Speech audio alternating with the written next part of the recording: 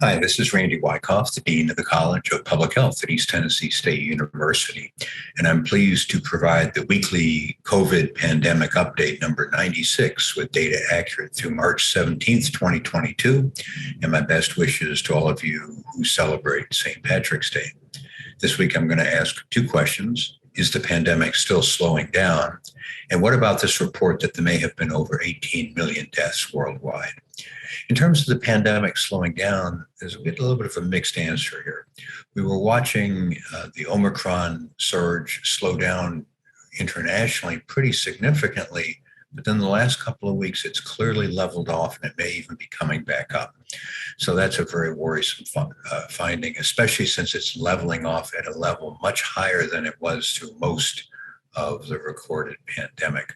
Fortunately, we're not yet seeing that level of increase in terms of death. And in fact, if you look at the number of deaths every day, it's pretty much back to its baseline, if you will. If you look at the pandemic as a series of spikes over a baseline, it is now pretty much at the baseline that it was. We've had over 6 million deaths worldwide. We've run about a little over 5,000 deaths a day. In the United States, we're not seeing the same level of leveling off after Omicron. It has come back down, which is good news, and the same pattern with deaths. We're getting pretty much near the lower point. But of course, none of this suggests that the pandemic couldn't bounce back pretty quickly. We've had almost 1 million deaths to date and almost 1,000 deaths every day. At this rate, by next week's update, we will have hit a very unfortunate milestone of 1 million deaths in our country. Over the last 3 months, we've watched the country go from relatively few cases to the explosion of the Omicron variant and then the disappearance of it.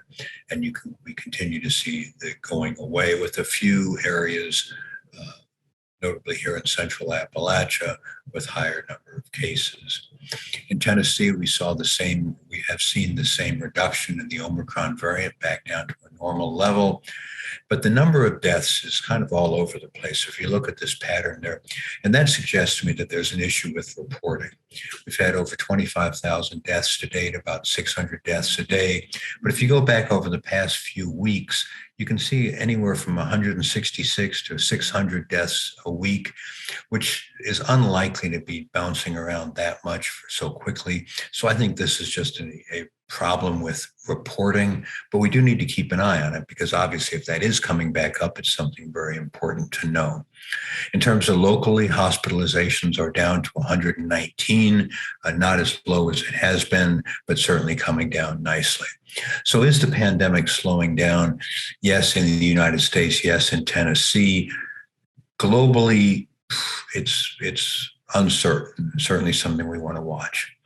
Now, there was a report this week that many people didn't hear about. In fact, it wasn't covered much in the news, but I think it was really important. It was in The Lancet, one of the most prestigious journals in the world.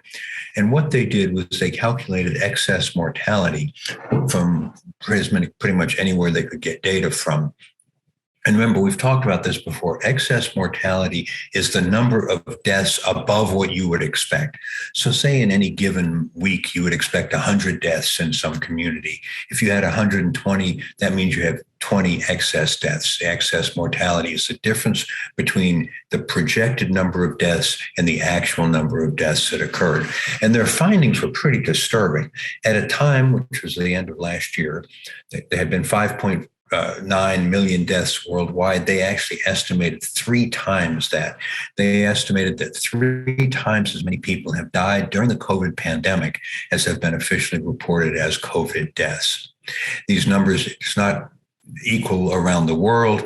And in fact, the darkest colors, the blues in Australia, New Zealand, Northern Europe, are where there's the closest, the least variation between what was reported and what was recognized as excess deaths. And you can see in those parts of the world, perhaps with less effective data reporting, the variances are quite large. Now, why you would see a greater number of excess deaths are really one of two things. Either the countries are under diagnosing COVID death, which is what probably is happening, or that there are people dying of other things during the COVID pandemic. So some other diseases have gotten worse, or people aren't seeking healthcare. It looks like in those countries that are the closest, it actually is probable that most of the excess deaths are probably related to COVID and just undiagnosed. So in the US, according to this report, at the time they had 824,000 known COVID deaths. They estimate that it's 1,130,000, with underreporting by about a third. And in Tennessee, pretty much the same, 29%. Now, this is not totally unexpected, right? Because this is excess deaths from the CDC, and that red line there is tracking. Here is tracking deaths seasonally. They go up in the winter, down in the summer, and then here in March and April of 2020, you suddenly see deaths above what you would expect. That's the excess mortality. And that looks very much like the pattern of deaths that we've seen globally. And the reason I say it's not unexpected is even back in November of 2020, the CDC was suggesting that about a third of the extra deaths that they were seeing were had not been officially attributed to COVID.